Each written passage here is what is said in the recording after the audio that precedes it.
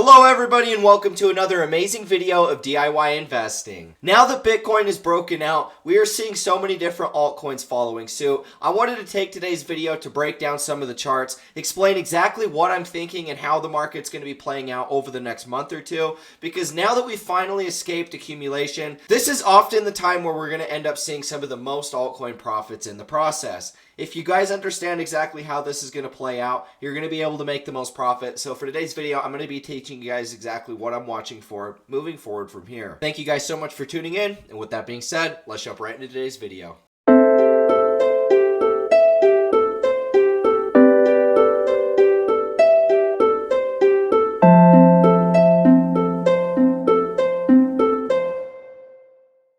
Alrighty guys, here we are to start off today's video, mapping out Bitcoin and then jumping into a few different altcoins so I can give you guys my thoughts on how I actually view the market playing out from here. Now, one of the few things I want to talk about, starting with Bitcoin, is ultimately analyzing the breakout that we just saw, just in simple terms for everybody that's watching. Now, more or less what we've been watching for was this resistance level, taking us from about 31K to 32K. Now, this first resistance level was the one that we had to break out in order to see a reversal from this sort of range. And we've been watching the range more or less at 25K and at 31 and 32K. So this has been the support and resistance range that we've been watching. And now that we've seen this breakout outside of this ultimately points towards upside. And I can explain why right now. Now, because of the time that we've spent accumulating inside of this range, the more time equals the more momentum and the more potential for upside or downside depending on the way that it breaks. The more time that we have, the more potential for accumulation the price structure can have as well. And what took us from, basically mid-March all the way over to, mid-October for the most part, 214 days that we spent inside of this range, ping-ponging between 31K, 32K, and 25K on the lows. And throughout this time, a lot of people capitulated, a lot of people kind of gave up, a lot of people were expecting that we were going to continue to get downside. As long as we were above 25K, I knew that this was bullish price structure, because as we knew for the length of this period of consolidation leading into the FTX collapse, we knew that this was kind of our resistance in here. But that was the top of the lower high, was 25K. And that was actually the level that we went exactly to the first time that we made our run up off of the capitulation lows that were basically what happened after the FTX collapse, right? The FTX collapsed, this was the lowest low that we made, and then we kind of went sideways here.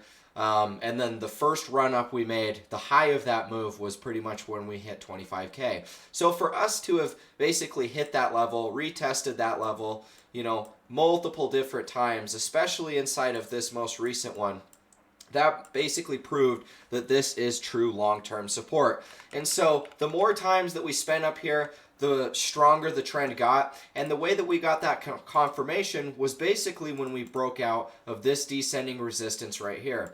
We were trending below this all the way throughout here until we finally got this breakout right here. When the price broke out of that descending resistance, we retested it right here in this correction, and then that's what led us into this big breakout that we were ultimately watching for. We knew that the next move had to be a big breakout because of the fact when we're looking at our Elliott wave count, we know that this, from the beginning of the impulse alongside of this entire 200-day correction, was more wave 4-ish, right? How we're holding support, how we're not really correcting all that much, it's just going sideways. That shows a lot more resemblance towards a wave 4 correction.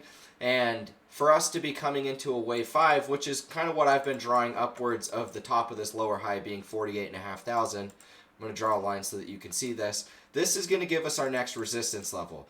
And this is what we've been watching for this entire time, has been when are we going to end up seeing that wave 5? And if we do see a wave 5, what is the wave 5 going to look like? Well, wave 5s are going to be pretty impulsive. It's the blow off top towards a trend. They're either going to end up being shorter and more lackluster. You don't fully know what's going to come with a wave 5. If we look at the top of our cycle in 2021, our wave 5 was right here. Wave 1, wave 3, wave 4, and then wave 5. So our wave 5 barely broke above the highs, and that high was basically set on the top of wave 3, April of 2021. That was our true, generally more euphoric top. We did see some altcoins make their entire cycle tops over in this period. They went a lot higher than Bitcoin, but overall Bitcoin didn't really make that big of a move into its wave 5. Whereas if we're looking at, maybe 2017, the wave 5 in 2017 was magnificent. This was a huge blow off top, right? It was much bigger than wave 1. It was much bigger than wave 3. I think it was at least the same size as both of them combined. So it was just, a true blow off top. I'm not saying that I know exactly how this one's going to play out, but so far seeing this breakout happen, we're making this kind of bull flag formation above resistance. Whether we go a little bit lower or not, it doesn't really matter. I think that regardless, we're probably going to end up going much higher from here. And to see us kind of doing such a big breakout so far, this tells me that we're most likely going to end up seeing this continue up from here. Because the real resistance levels that I've been watching for are right here at 40K, which I'll draw another resistance. So I believe that that's the next true resistance is 40K. And then from there, if we're able to get, another push higher than that, something like this, I think that that would be, much more related to what we saw in 2019, right? When we're looking at 2019, comparing the Fibonacci levels, we went to the 618 Fibonacci on our first run up. And so looking at this current cycle today for Bitcoin, if we're also comparing Fibonacci, that 618 being right here,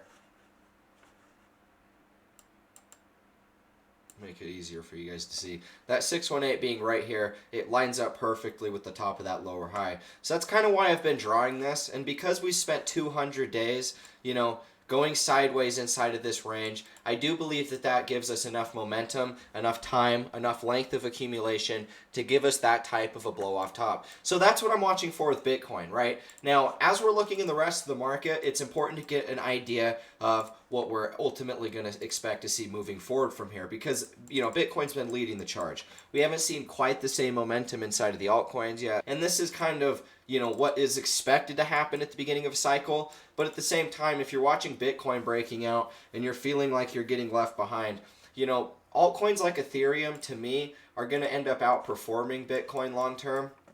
And they end up looking almost the exact same. Because why I like Ethereum is it's basically got two different one waves. This is wave 1 of 1, and we're working on, a big picture wave 3. We just finished wave 1 of 3, and now we're just beginning that next impulse. And this is something that we've been talking quite a bit about, considering the fact when we're looking in here, Ethereum has some of the best Elliott wave structure inside of the entire market. Specifically, it doesn't matter for altcoins or Bitcoin.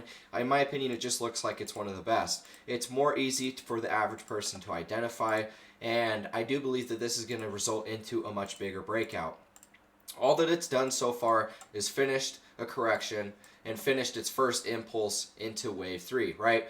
Because this is just a subwave count. We're going to expect to probably end up seeing this next wave 3 run upwards of 3,000 and 3,500. So in the same way that we're kind of watching for Bitcoin to run upwards of its lower high, 618 being 48,500. ETH, I won't be surprised at all to see it do the exact same thing. And it would almost be expected. The only thing is, in prior cycles, we have seen ETH actually lag, basically being one bear market. We don't have a whole lot to pull from, and so don't be surprised if just because in the last cycle ETH lagged, this one actually ends up following Bitcoin and runs pretty hard all the way up to $3,500. So I think it's an important time that if you're missing out on Bitcoin or have been, ETH is always the best alternative because it's going to end up being the most related to Bitcoin. If we end up looking at the cycles, it follows Bitcoin pretty accurately in my opinion.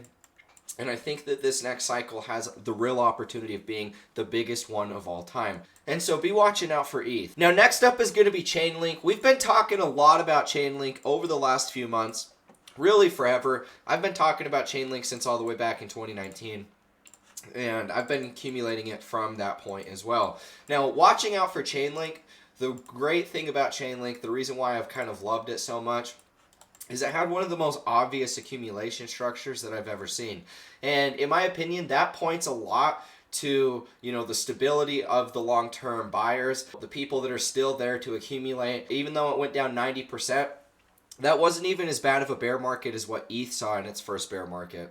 I mean, Chainlink obviously didn't outperform quite to the extent of what Ethereum did back then, but either way, it's still one of the more obvious accumulation structures that we can see. And if we're looking at the length of time that we spent in here, you know, it was over 500 days, 530 days approximately. And I knew most recently the reason why we were going to see a breakout is because we had this perfect Elliott wave structure. We saw a one-wave impulse and a completed ABC correction right back down onto trending support. And then this most recent impulse, get my tools up here, this most recent impulse here, once we broke out, made this little tiny correction, was holding support clear above in the mid-range, that's when we started to look like we could actually see that breakout. And so to see the market finally follow through, that means that, in my opinion, we're going to end up seeing a much bigger breakout to the upside. Like I said, it's not impossible that we see a correction and come back down and retest this prior level. See, the problem with this, guys, is the fact that I hate to sit here and be like, yeah, you need to go FOMO right now because you're going to miss out. But the thing is you had so much time, 530 days like I showed you, to accumulate some of this stuff. And I tried to tell everybody to accumulate it. So if you're not accumulating it in the prior 2 years that we've had, then there's really nobody that you can blame but yourself, because this is obvious sort of trending that's been happening. We knew on the long term that Chainlink was bullish because it had already broken out of its long-term downtrend. The thing with cryptos is we make them so complicated when realistically they're not that complicated. There are some of the more easy cycles we can follow. In fact, they follow trending, they follow cycles through time, which a lot of really profitable traders will talk about that. How even though it's more volatile, if you can understand a really good way of trading these or investing over the big picture, they're not quite so complicated. It just takes time in the market. A lot of people are going to have to go over and make mistakes. I've made countless mistakes. Everybody's seen me make mistakes because you obviously watch me do this channel. But at the end of the day, the less mistakes we make, the more simple that we make it long term, that's how we're going to be able to make the most profit. So knowing that Chainlink itself, which, you know, guys, we can look at a lot of different things with Chainlink, and it's in my opinion one of the better altcoins out there because it actually has followed a 4-year cycle. And I think that that's one of the most beautiful things we can ever look for inside of a market is how well does it follow the 4-year cycle, because in my opinion, if the closer it follows that, the more, you know, validity it gets, the more opportunity for upside long term I think it actually has. And we knew that measuring from the all-time low of the last cycle, the peak low, because this was the bull market, this was the bear market right here. So inside of that, that's almost exactly 1,450 days, 4 years. And that was our peak low coming into, you know, June. We didn't end up going, I mean, you could actually draw, I wouldn't draw this as the all-time low going into this cycle, even though, you know, it's an extra 400 days. And the reason why is because it happens 400 days after. Peak all-time low of the cycle happens after the very end of the initial decline, right? That's what always happens inside of a true bear market. It's from the high of the cycle to the low that it makes. This secondary low that happens, you could look at the FTX collapse as the same sort of way. You know, a lot of these altcoins never made a lower low. And so Ethereum, it was the same sort of way. This one was a fake out. It led to an immediate impulse to the upside, and that's why you can't really trust that sort of stuff when factoring in, you know, true 4-year cycle time. But when we're looking at this, you know, it doesn't really matter. It doesn't change anything. We saw the peak low of the cycle from the initial decline happening over here in June. That was the same thing we saw with ETH as well. And we're also seeing a breakout from the long-term, you know, descending resistance. So there's a lot of different things that we're looking at right here. We completed a 4-year cycle. We're working on a breakout of long-term or of log descending resistance. And if we can get further upside from here, it further just cements the truth that this is a much more bullish market than people have been giving it credit for. So looking at 500 days of sideways accumulation after our projected 4-year cycle bottom, it's one of the only altcoins to do that. I think it's an important factor to be looking at when looking at what altcoins could potentially continue to have cycles moving on further, you know, over the next 4, 5, 6+ years moving down the line. Now looking at another outperformer inside of the market, this one is Solana. I think it's important to look at this one because I've always been talking about Solana looking like Ethereum. In my opinion, Solana looks exactly like Ethereum's first cycle. And if we look at Ethereum over here, we go to a 2-day time frame, you guys are going to be able to see a little bit more of what I mean. So in Ethereum's first cycle, it made this same sort of blow off top where it initially starts running, it makes this ascending triangle, and then it goes into its wave 5, completes its blow off top, has its bear market, and then starts its new cycle, right? This looks so much like Solana, same sort of setup, starts running, ascending triangle type pattern, blow off top into wave 5. And we're seeing, you know, the same sort of thing happening. The time is a little bit different, but it's not that much different, really. We're actually seeing the same sort of time. The only difference with Solana is a lot of altcoins, you know, bottomed right here. Like, they got their 4-year cycle lows here. ETH did. A lot of different altcoins that have been outperforming did. And so the reason why we ended up seeing Solana cave and lose that support so much is because of the fact Solana was so deeply tied to FTX. Even though it was so deeply tied to FTX, it shows that there's still a lot of outside support from, you know, the community, from the probably the smart money investment community. I can almost guarantee this is most likely institutional money that's been accumulating it up to this point. And I think a lot of that news is going to come out much later down the line once everything starts breaking out. But when we're looking at this, this is one of the few altcoins that has cleared resistance. And I think that that's an important thing that we need to be looking at. What altcoins are front running right now? Because the ones that are doing that are probably going to end up showing the most profit potential long term into the cycle as well. Now, when we're looking at this, the lower high for Solana is clear up here at $142. So if this thing ended up running all the way up there, you know, we flip $47 potentially. Don't be surprised if this ends up being one of the biggest outperformers of the entire market, and then you kind of slap yourself for not owning any. Even the NFTs could end up being worth a lot if we see this thing end up running and returning to, you know, some sort of relevance inside of the market, regardless of the FTX situation. This could be one of the greatest long-term buy opportunities that exist inside of the market. And it reminds me a lot of ETH in the same way, because if you guys weren't here for the ETH bear market in 2018, the reason why this one ended up selling off so much and had such a big capitulation down here was actually because of the fact the ICO craze. Everybody was freaking out about ICOs. Ethereum was crashing. ICOs were going to zero.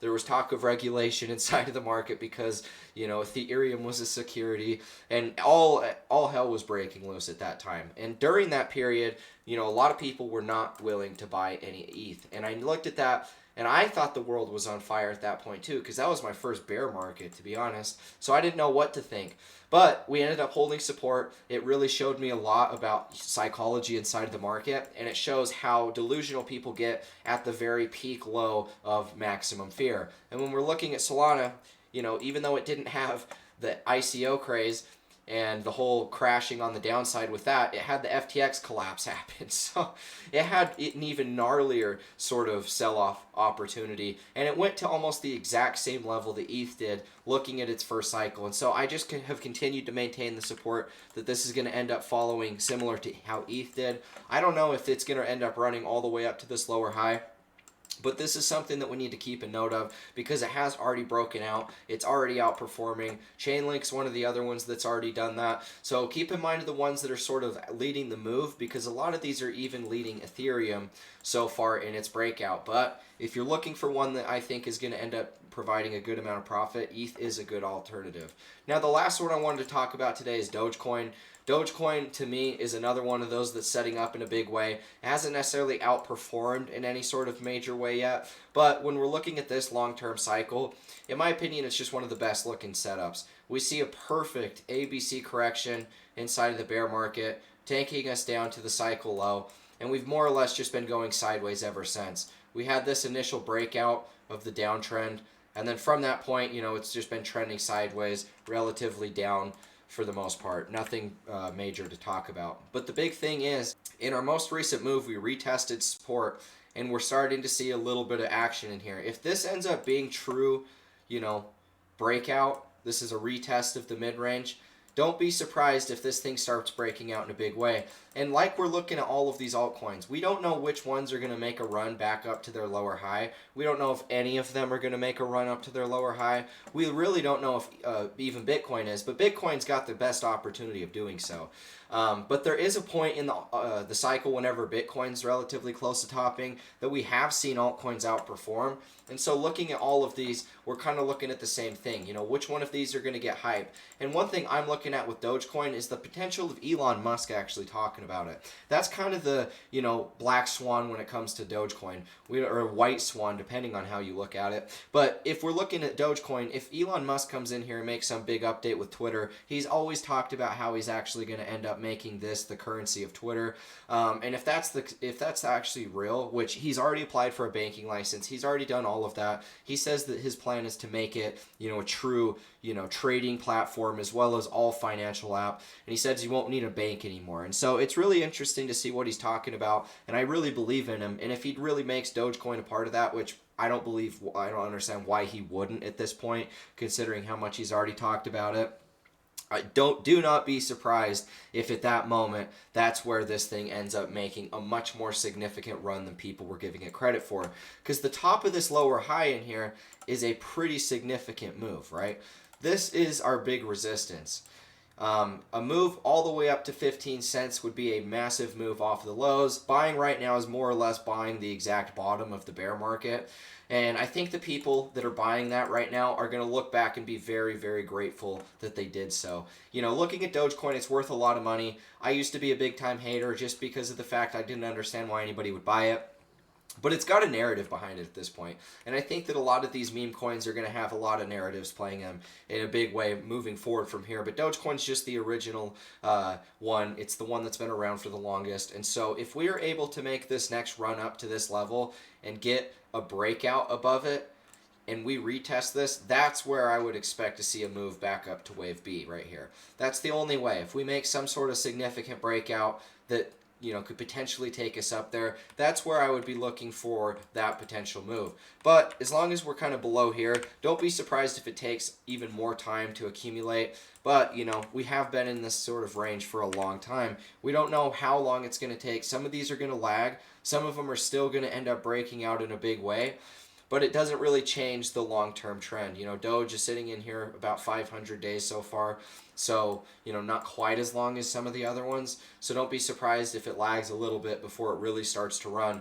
But this one does have a bigger narrative behind it than I think people are giving it credit for. So anyways, guys, this is the video I had for you. Wanted to break down some of the markets, give you guys some different opportunities to see how I'm viewing things, what I'm looking at moving forward with some of the altcoins, which ones are outperforming, and, you know, what ones can still provide some gains. If you guys did find value in this, leave a like, comment, and subscribe. Hit the notification bell so you don't miss out on any of these videos. If you guys want to end up joining the Discord server, seeing how I'm investing, what I'm investing in, what prices I'm jumping in things, links are in the description to go ahead and check that out. Thank you guys so much for sticking around. Thank you guys so much for supporting this channel. And with that being said, I will catch you in the next one. As always, peace out.